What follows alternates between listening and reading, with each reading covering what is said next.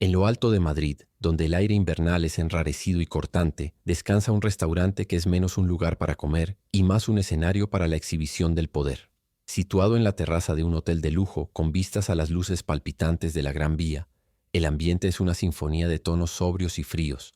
El silencio reverente solo se rompe por el tintineo calculado de los cubiertos de plata contra la porcelana fina y por los susurros de negocios multimillonarios. Cada detalle, desde los manteles de lino almidonado hasta la geometría precisa de los platos, emana una exclusividad que sirve como una barrera invisible, separando a los que pertenecen de aquellos que solo sirven. Las luces de la ciudad allá abajo brillan como un tesoro lejano, un recordatorio constante de la distancia entre este Olimpo de cristal y acero y el mundo real. Hola a todos, ¿cómo están? Antes de sumergirnos en el tema de hoy, solo un pequeño aviso. 7 de cada 10 personas que ven nuestros videos aún no están suscritas. Si no quieres correr el riesgo de perderte los próximos contenidos, es hora de suscribirte ahora. Y deja tu like para demostrarnos que quieres más historias como esta. Listo, aviso dado. Sentado en la mesa más codiciada, como un rey en su trono de hielo, estaba Ricardo Morales. A sus 55 años era la personificación del éxito depredador, un magnate del sector inmobiliario cuya fortuna era tan vasta como gélida su reputación. Su traje italiano, cortado con una precisión quirúrgica, parecía una armadura que gritaba poder y autoridad. Su rostro, cincelado por décadas de negociaciones implacables, era un mapa de líneas severas, y sus ojos grises, fríos como el acero, no veían personas, sino activos y pasivos. Observaba el salón con un aburrimiento soberano, su postura rígida e impenetrable, obligando a todos a mantener una distancia segura, como si su presencia consumiera el oxígeno a su alrededor. Sin embargo, detrás de esa fachada de control absoluto, existía un hombre devastado por un tipo de pobreza que ningún dinero podría sanar. Ricardo era un prisionero en su propia torre de marfil, atormentado por una soledad abismal que resonaba en los pasillos de su ático vacío. Divorciado, con hijos que se habían convertido en extraños educados, había cambiado el calor de los lazos humanos por la emoción fría de una transacción exitosa. Cada nuevo edificio que erigía parecía solo aumentar la altura de su aislamiento. Era un hombre que había conquistado el mundo, pero en el proceso se había perdido a sí mismo, y el reflejo que veía en el cristal de la terraza no era el de un vencedor, sino el de un espectro solitario. Moviéndose con una gracia silenciosa por este universo opulento, estaba Elena Sánchez. A sus 22 años, su simple uniforme de camarera era un contraste llamativo con el lujo que la rodeaba. Su rasgo más distintivo eran sus ojos verdes, grandes y expresivos, que contenían un universo de emociones. El agotamiento de largas noches de trabajo, la preocupación constante por el futuro, pero también una terca e inquebrantable chispa de esperanza. Sus manos, aunque jóvenes, ya llevaban las marcas del trabajo duro. Elena no era solo una camarera, era una estudiante de artes que renunció a sus sueños para convertirse en la guardiana de su hermano menor, postrado en una silla de ruedas desde el accidente que le robó a sus padres. A pesar de la carga abrumadora que llevaba sobre sus jóvenes hombros, el alma de Elena permanecía intacta, un faro de dulzura y dignidad en un mundo que a menudo la trataba con indiferencia. Navegaba entre las mesas con una resiliencia silenciosa, creyendo firmemente en la bondad fundamental de las personas, incluso cuando se enfrentaba a lo contrario. Su sueño no era para sí misma, sino para su hermano. Darle una vida donde su silla de ruedas no fuera una sentencia, sino solo una circunstancia. Esa fuerza interior, esa negativa a dejarse amargar por el dolor, era su verdadera riqueza. Sí, ¿alguna vez te has sentido inspirado por una historia de coraje? Suscríbete a nuestro canal y dinos desde qué ciudad y a qué hora nos ves. El viaje de Elena y Ricardo apenas comienza. La noche, que ya era fría, se volvió gélida en la mesa de Ricardo Morales. Una llamada telefónica recibida en su dispositivo de última generación fue el catalizador de la tormenta. Sus socios observaron tensos mientras la expresión del magnate pasaba de un control gélido a una furia contenida. Las palabras que escuchaba al otro lado de la línea hablaban de un negocio fallido, una adquisición que se le había escapado de las manos, una rara y humillante derrota. Finalizó la llamada con un toque seco y final, colocando el teléfono sobre la mesa con una fuerza que hizo saltar los cubiertos. El revés financiero era insignificante, pero la herida en su ego era profunda. Una energía venenosa comenzó a emanar de él, buscando un objetivo para descargar su frustración. Fue en ese preciso instante de Cézanne Ponté, vulnerabilidad e ira cuando Elena se acercó, moviéndose con la eficiencia discreta que su trabajo exigía. En sus manos traía la botella de vino que él había pedido, sin saber que estaba entrando en el epicentro de un terremoto emocional. El error fue trivial, casi imperceptible para cualquier otra persona. El vino estaba un grado por encima de la temperatura que él consideraba perfecta. Para un Ricardo en busca de un fallo, de algo que culpar, ese pequeño desliz se convirtió en un crimen capital. Vio en ello no un simple descuido, sino un reflejo de la incompetencia y el desorden que tanto despreciaba en el mundo y que en ese momento sentía dentro de sí. Su voz, cuando habló, era baja y cortante, una cuchilla de hielo que silenció la conversación de sus socios. ¿A esto le llamas servicio?, siseó, fijando sus ojos grises en Elena. No esperó una respuesta. Comenzó un monólogo cruel, diseccionando cada aspecto de su trabajo, su postura, su supuesta falta de atención. Cada palabra estaba calculada para disminuirla, para vaciarla de su profesionalismo y de su humanidad.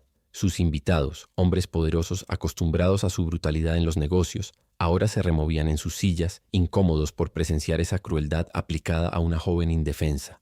El aire se volvió pesado, cargado con la inminencia de una humillación pública, y entonces elevó el tono, asegurándose de que las mesas cercanas pudieran oír. Quería una audiencia para su demostración de poder. Por eso la gente como tú nunca pasará de servir a quienes realmente importan, declaró, la frase resonando en la terraza como el chasquido de un látigo. El efecto fue inmediato y devastador. El murmullo de conversaciones cesó. Tenedores y cuchillos se detuvieron a medio camino de los labios. El restaurante entero, antes un ecosistema de élite indiferente, ahora se había convertido en un tribunal silencioso, y todos los ojos estaban fijos en Elena, la acusada involuntaria en el espectáculo de arrogancia de Ricardo. Estaba expuesta, aislada bajo el peso del desprecio de un hombre que la veía como nada. Las palabras de Ricardo no solo alcanzaron los oídos de Elena, perforaron su pecho como esquirlas de vidrio. En ese instante todo el cansancio de sus noches mal dormidas, la ansiedad por las facturas a pagar y el dolor silencioso por la condición de su hermano afloraron en una ola abrumadora. No había insultado solo a una camarera. Se había burlado de su lucha, de su sacrificio, de la dignidad con la que enfrentaba cada día. Un temblor comenzó en sus manos, una furia justa y primitiva que subía desde sus entrañas, mezclada con las lágrimas de agotamiento que se negaba a derramar. Su espíritu, tan resiliente durante tanto tiempo, había sido empujado al límite absoluto. El mundo pareció reducirse a ese pequeño espacio entre ellos. La mirada de Ricardo satisfecha con el efecto de su crueldad, el silencio conmocionado de los espectadores, y la jarra de cristal sobre la mesa, llena de agua y hielo, cuya superficie condensada parecía sudar bajo la tensión del momento. Fue un impulso, una reacción que vino de un lugar más profundo que la razón, un instinto de autopreservación, no de su empleo sino de su honor. El honor que era lo único que sentía que aún le pertenecía. Fue la rebelión silenciosa de un alma que se negaba a ser aplastada, un acto final y desesperado para reclamar su valor. Con un movimiento rápido y fluido, su mano temblorosa agarró la jarra fría. El tiempo pareció estirarse mientras la levantaba. Los cubos de hielo tintinearon contra el cristal, un sonido agudo en el silencio mortal del ambiente. Para los espectadores fue un borrón de movimiento. Para Elena fue un acto de liberación. El agua helada trazó un arco plateado bajo las luces sofisticadas del restaurante, una cascada improbable de desafío que voló directamente hacia el hombre que se consideraba intocable. Fue un gesto que rompió todas las reglas de poder, de clase y de deferencia. Un bautismo de caos en el templo del orden y la riqueza. El impacto del agua fue un choque audible, un salpicón que selló el acto de insubordinación. El líquido helado empapó el cabello perfectamente peinado de Ricardo, corrió por su rostro atónito y manchó la seda de su corbata y la tela cara de su traje. Cubos de hielo se deslizaron por su cuello y se alojaron en los hombros de su chaqueta. Por un largo segundo no se movió. La expresión de desprecio fue barrida de su rostro, reemplazada por una máscara de pura y absoluta incredulidad. El gran Ricardo Morales, el titán de la industria, estaba sentado empapado y humillado, despojado de su aura de invencibilidad por un gesto tan simple y tan devastador. Un suspiro colectivo recorrió el restaurante, un sonido que fue rápidamente engullido por un silencio aún más profundo y pesado que antes. Nadie se atrevía a moverse, nadie se atrevía a respirar. El gerente del restaurante, con el rostro pálido como la cera, comenzó a moverse hacia la mesa, sus pasos vacilantes, como si caminara hacia una ejecución. Los socios de Ricardo estaban paralizados, divididos entre el horror y una fascinación secreta. Todos esperaban la erupción del volcán. Todos aguardaban los gritos, la furia, la destrucción de la vida de esa joven camarera que osó desafiar a un dios de ese panteón moderno. Pero la furia no llegó. En su lugar, algo extraordinario sucedió. El choque del agua fría pareció atravesar las capas de arrogancia y amargura que Ricardo había construido a lo largo de los años, alcanzando algo profundo y largamente dormido dentro de él. Parpadeó lentamente, el agua goteando de sus pestañas, y levantó los ojos para mirar a Elena. Ya no veía a una empleada insignificante. Vio la fuerza en sus ojos verdes llorosos, un fuego desafiante que no había visto en años. En esa mirada, vio un fantasma, un eco de la mujer que había amado y perdido, y la reacción esperada murió en su garganta, reemplazada por un asombro abrumador. La furia que todos esperaban de Ricardo nunca se materializó. En su lugar, una calma desconcertante se apoderó de su expresión. Levantó una mano no en amenaza, sino en un gesto que pedía silencio, y con una autoridad que era absoluta, despidió a sus socios. «Déjenos», dijo, y la orden era tan incuestionable como una ley de la física. Los hombres, aliviados por escapar de esa escena surrealista, se retiraron apresuradamente.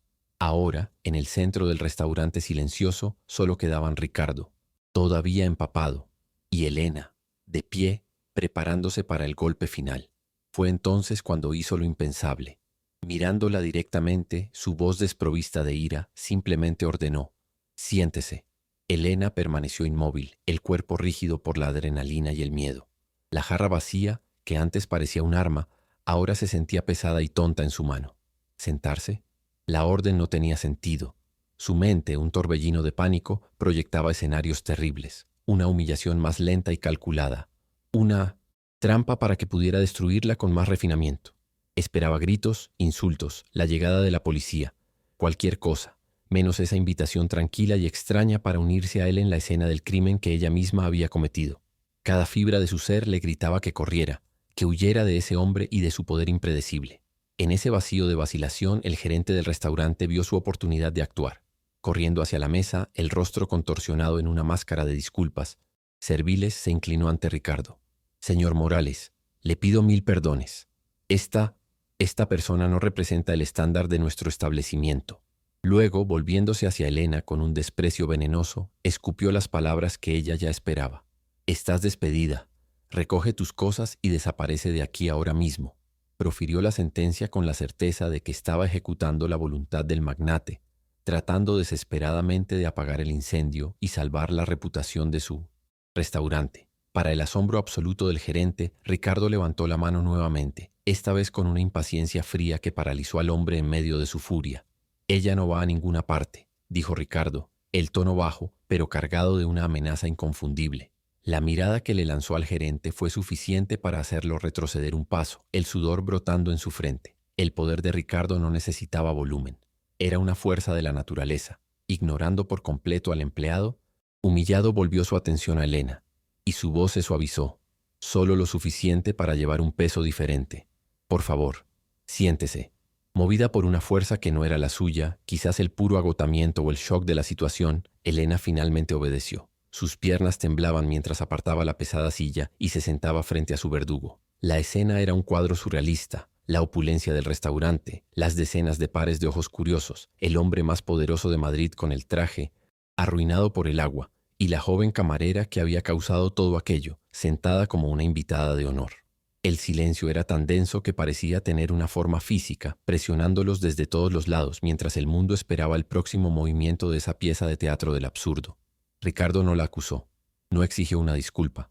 En cambio, la estudió, sus ojos grises ya no llenos de desprecio, sino de una curiosidad intensa, casi clínica. Se inclinó ligeramente hacia adelante, ignorando el agua que goteaba de su cabello sobre el mantel de lino. «¿Por qué?», preguntó la simple palabra cargada de un peso genuino. No quería saber por qué derramó el agua. Esa era la respuesta superficial. Quería entender la fuerza motriz detrás del acto, lo que llevaría a alguien en su posición a arriesgar lo poco que tenía por un momento de desafío. Elena tragó saliva, el corazón latiendo descontroladamente contra sus costillas. Encontró su voz, y aunque salió frágil, llevaba una corriente de acero. «Porque mi dignidad», comenzó, «no estaba en el menú para que usted la consumiera». No lloró, no suplicó por su trabajo, ni trató de justificarse. Simplemente articuló su verdad explicando que sus palabras fueron una agresión mucho más profunda que la de ella. Había una fuerza en su vulnerabilidad. una claridad en su dolor que lo golpeó con más fuerza que la propia agua helada. Por primera vez en años alguien lo confrontaba sin miedo. Mientras ella hablaba, el rostro de Elena se superpuso a otro rostro en la memoria de Ricardo. La imagen de su difunta esposa, Sofía, surgió con una claridad dolorosa. Sofía, con su espíritu vibrante y su fuego indomable, que tantas veces lo desafió a ser un hombre mejor. Recordó cómo, en su búsqueda incesante de más poder y más riqueza, había ignorado ese fuego, permitiendo que se extinguiera en una soledad silenciosa. La misma chispa de desafío que veía en los ojos de Elena era lo que más había amado en Sofía, y lo que él, por su negligencia, había perdido para siempre. La culpa, su compañera constante, le oprimió el pecho. La extraña audiencia terminó tan abruptamente como comenzó. Ricardo retrocedió pareciendo volver en sí. De dentro de su chaqueta, sacó una cartera y de allí una tarjeta de visita. La deslizó por la mesa hasta Elena. «Llámeme mañana», dijo. No era una petición, sino una instrucción. Sin más palabras, se levantó, el agua goteando de su caro traje, y salió del restaurante dejando tras de sí un rastro de confusión, especulación y una joven cuyo destino acababa de poner patas arriba. No miró hacia atrás, desapareciendo en la noche de Madrid como una aparición. Elena se quedó sola en la mesa, la tarjeta de visita de Ricardo Morales ardiendo en su palma. El peso de ese pequeño rectángulo de papel parecía inconmensurable. Estaba desempleada, humillada y ahora, inexplicablemente, ligada al hombre que había provocado su ruina. ¿Qué quería? ¿Sería una forma de venganza más elaborada? O, quizás peor, un acto de caridad que la marcaría para siempre como el proyecto de un hombre rico? El miedo y la desconfianza se mezclaban dentro de ella, creando un nudo de ansiedad. Solo quería volver a casa, a la seguridad de su pequeño apartamento y a la sonrisa de su hermano. Al día siguiente, el incidente se extendió como la pólvora en el círculo social de Ricardo. Los susurros lo siguieron en salas de reuniones y clubes privados. La historia, distorsionada y embellecida, pintaba a Elena como una desequilibrada y a Ricardo como un viejo magnate que había perdido el control, primero siendo humillado y luego actuando de forma extraña. Sus hijos adultos llamaron, las voces goteando una mezcla de vergüenza y preocupación. «Papá, ¿en qué estabas pensando? Esto está en todas partes. Es un escándalo». La fachada de poder de Ricardo estaba siendo corroída no por un rival de negocios, sino por el acto de una camarera de 22 años. La presión externa se intensificó. Sus socios lo abordaron con preocupación velada, cuestionando su juicio y el impacto que el escándalo podría tener en una fusión inminente. Para ellos, su reacción fue una señal de debilidad, una anomalía peligrosa en un hombre cuya reputación se basaba en la previsibilidad implacable. Ricardo se encontró más aislado que nunca. Su interés por Elena, que comenzó como un shock de conciencia, ahora se convertía en una prueba a su posición en el mundo que él mismo había construido. Ayudarla significaría desafiar las expectativas y el desprecio de todos a su alrededor. Lejos de ese mundo de poder e intriga, la realidad de Elena se volvió infinitamente más sombría. Una llamada telefónica del hospital derrumbó lo que quedaba de su mundo. Mateo, su hermano, había tenido una crisis grave durante la noche. Su condición neurológica se había deteriorado y los médicos españoles admitieron que habían llegado al límite de sus capacidades. Mencionaron una cirugía experimental, innovadora, disponible solo en una clínica especializada en Suiza. Una sola palabra flotaba en el aire, tan violenta como cualquier insulto. Imposible. El costo era el equivalente a toda una vida de salarios, una montaña que no tenía cómo escalar. La desesperación se apoderó de Elena. Las horas siguientes fueron un borrón de llamadas frenéticas a agencias gubernamentales, fundaciones benéficas y compañías de seguros. Cada llamada terminaba de la misma manera, con una voz pulida expresando condolencias y explicando que los recursos no cubrían tales procedimientos. Cada no era un martillo golpeando el ataúd de sus esperanzas. El mundo, que ya parecía difícil, ahora se revelaba cruelmente indiferente. La chispa de esperanza en sus ojos, que Ricardo había notado, comenzó a vacilar peligrosamente, amenazando con apagarse bajo el torrente de puertas cerradas y promesas vacías. En su pequeña cocina, bajo la tenue luz de una bombilla, la tarjeta de visita de Ricardo Morales parecía burlarse de ella. Era un salvavidas y al mismo tiempo un veneno. Llamarlo significaría arrodillarse, admitir que él tenía razón, que la gente como ella necesitaba a gente como él. Su orgullo, la única armadura que le quedaba, se rebelaba contra la idea. Pero entonces, desde la otra habitación, escuchó un gemido bajo de dolor de Mateo, y la guerra dentro de ella terminó instantáneamente. El orgullo era un lujo que ya no podía permitirse. El amor por su hermano era la única verdad que importaba. Mientras tanto, en su ático con unos pontis o vistas a la ciudad, Ricardo también libraba su propia batalla. No podía quitarse la imagen de Elena de la cabeza. Había contratado discretamente a un investigador privado, y el informe que recibió esa mañana detallaba la vida de dificultades de ella, la tragedia de sus padres, su dedicación al hermano, sus sueños artísticos abandonados. La información lo golpeó profundamente, pero su conciencia lo atormentaba con una pregunta incómoda. ¿Su deseo de ayudar era genuino o solo un intento egoísta de aliviar la culpa que sentía por la muerte de Sofía usando a Elena para reescribir su pasado? La agonía de la indecisión de Ricardo fue interrumpida por el informe que había llegado. No solo se enteró de la vida de ella, sino también de la crisis inminente con la salud de su hermano. Sus asistentes, siguiendo órdenes, ya habían contactado a la clínica suiza y obtenido todos los detalles del procedimiento. El magnate de los negocios tomó el control, analizando el problema como lo haría con cualquier adquisición hostil. Investigó a los médicos, las tasas de éxito, la logística. En el momento en que Elena se ahogaba en la desesperación, Ricardo ya estaba, sin que ella lo supiera, construyendo un arca. Mateo tuvo una noche terrible, su fiebre subiendo y su dolor intensificándose. Verlo sufrir tan frágil y dependiente fue lo que rompió la última barrera de la resistencia de Elena. El orgullo se disolvió en lágrimas de desesperación y amor. Ya no había elección que hacer. Con las manos aún temblorosas, pero ahora firmes con la resolución nacida de la necesidad, tomó el teléfono y marcó el número de la tarjeta. Cada tono de la llamada parecía un latido de su propio corazón, un sonido que marcaba su rendición a un destino incierto. Ricardo respondió al segundo tono. Su voz era exactamente como la recordaba de la oficina, tranquila, controlada, sin una pizca de sorpresa. «Señorita Sánchez», dijo, como si hubiera estado esperando su llamada todo el día. No había triunfo en su tono, ni la satisfacción de verla doblegarse. Solo había una eficiencia neutral que era casi más enervante. «Mi oficina, mañana a las 9 de la mañana». No preguntó el motivo de la llamada, ya lo sabía. La conversación fue corta, precisa, y la dejó más asustada que antes. Al colgar el teléfono, Elena sintió un escalofrío. Estaba a punto de entrar voluntariamente en la guarida del león, un mundo de rascacielos de cristal y acero donde las reglas las escribían hombres como él. Miró hacia la habitación donde su hermano dormía un sueño agitado y sintió una ola de determinación. No iría allí como una víctima, iría como una defensora, una hermana dispuesta a luchar con las únicas armas que poseía, su verdad y el amor incondicional por Mateo. La mañana siguiente no sería una rendición, sería una batalla. Y ella estaba lista. La oficina de Ricardo Morales era menos un lugar de trabajo y más un templo a su propio poder. Ubicado en el último piso de sus rascacielos, el espacio era un vasto santuario de vidrio, acero y minimalismo frío. Las ventanas del suelo al techo ofrecían una vista panorámica de Madrid, poniendo la ciudad a sus pies como un mapa de conquistas. Elena sintió que el aire se le escapaba de los pulmones al entrar. Cada mueble, cada obra de arte abstracto parecía diseñado para intimidar, para recordarle su lugar insignificante en el universo de ese hombre. Se sentía como un grano de arena en la inmensidad de un desierto de riqueza. Ricardo estaba de pie, no detrás de su escritorio, sino cerca de la ventana, observando la ciudad abajo. Se giró cuando ella entró, su rostro una máscara impasible. No había asistentes, ni interrupciones. Era una confrontación privada en la cima del mundo. La tensión entre ellos era una fuerza física, una electricidad que crepitaba en el aire. Él hizo un gesto hacia una silla de cuero, pero su tono era el de alguien que inicia una negociación, no una conversación humana.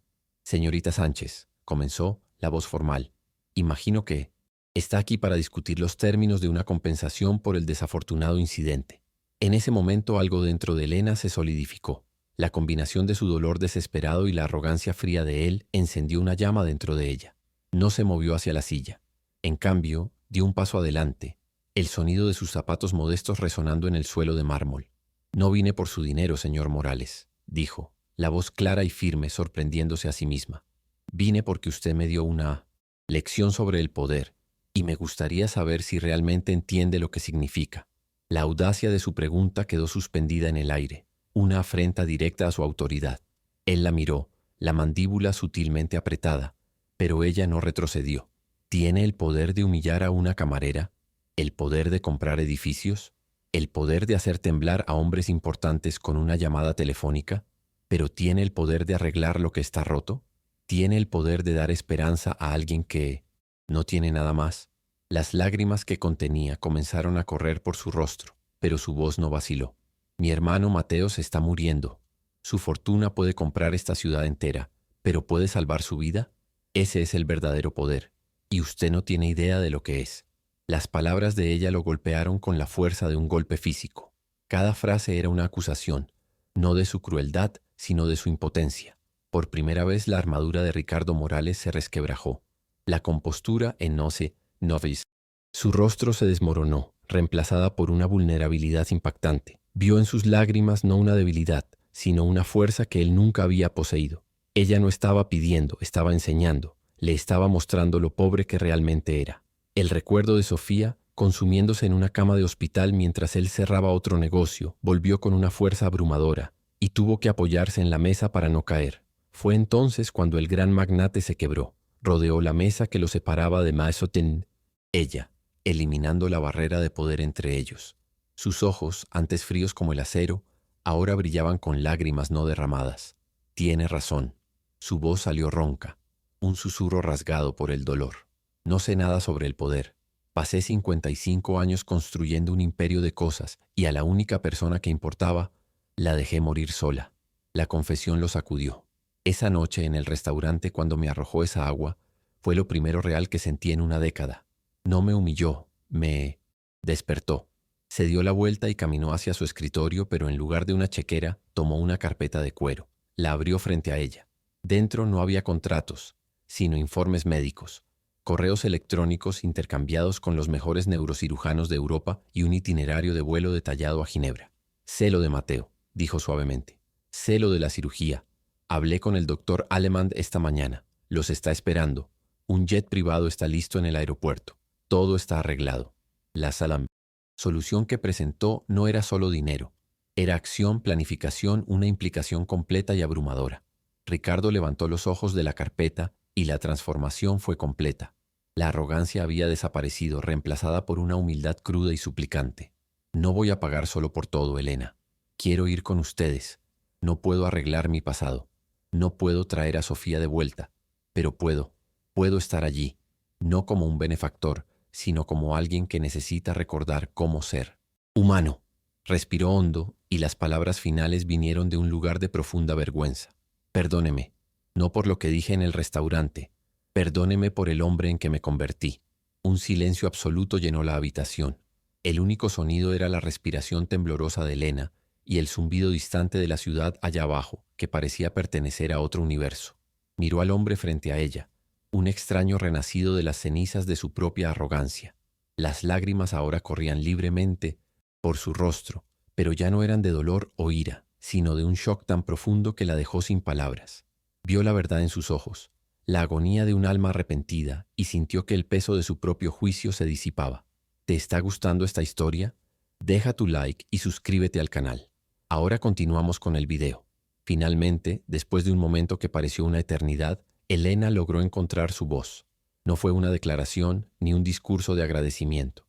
Fue un único susurro que llevaba el peso de mundos colisionando, de perdón concedido y de un futuro imposible que acababa de nacer. Sí, dijo. La palabra, pequeña y frágil, selló el acuerdo.